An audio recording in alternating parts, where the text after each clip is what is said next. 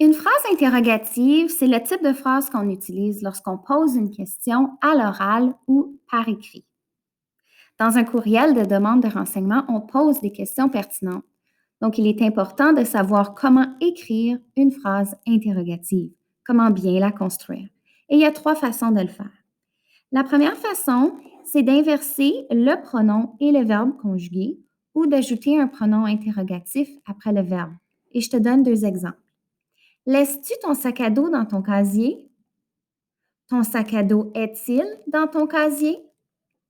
Tu remarqueras que les 2 phrases se terminent par un point d'interrogation. On doit toujours mettre un point d'interrogation à la fin d'une phrase interrogative.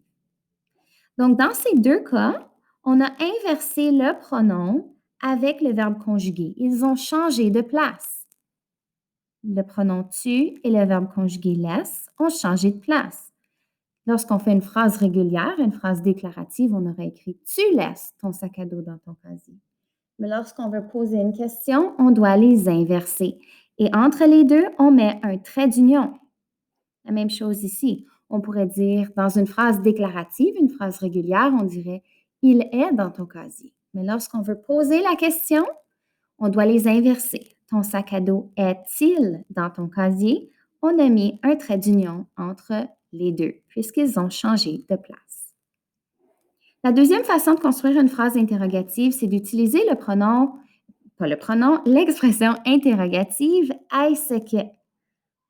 Donc, au début de la phrase, on place notre expression interrogative est-ce que. Est-ce que tu laisses ton sac à dos dans ton casier?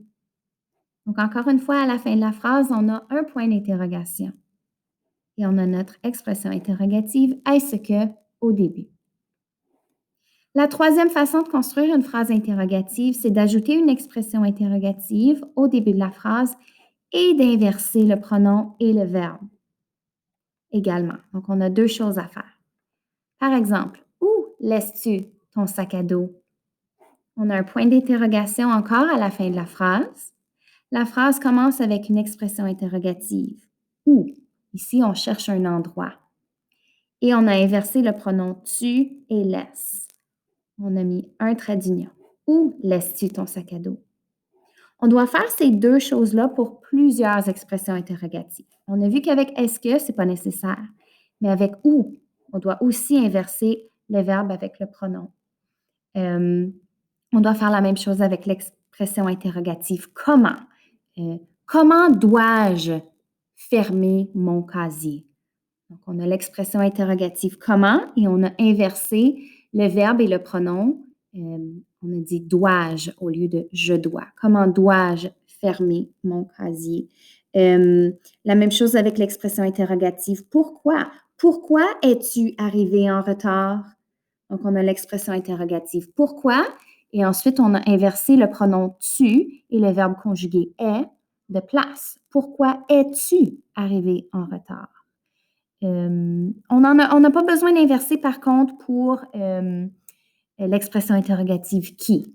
Avec qui, ce serait comme est-ce que. Qui est entré dans la classe? Donc ici, on n'a pas eu besoin d'inverser. Avec combien, l'expression interrogative combien. Combien as-tu ramassé de chocolat? Donc, on a l'expression interrogative combien.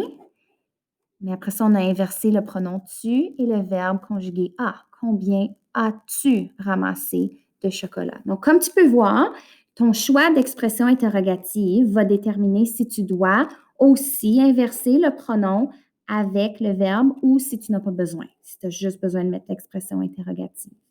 Puis, il n'y a pas vraiment de règlement fixe. C'est plus quand tu lis ta phrase, tu devrais réaliser, toi, est-ce que ça a du sens? Comment tu as formulé ta phrase? Et évidemment, bien, je suis là pour t'aider avec ça. Donc, voici comment on construit une phrase interrogative lorsqu'on veut poser une question.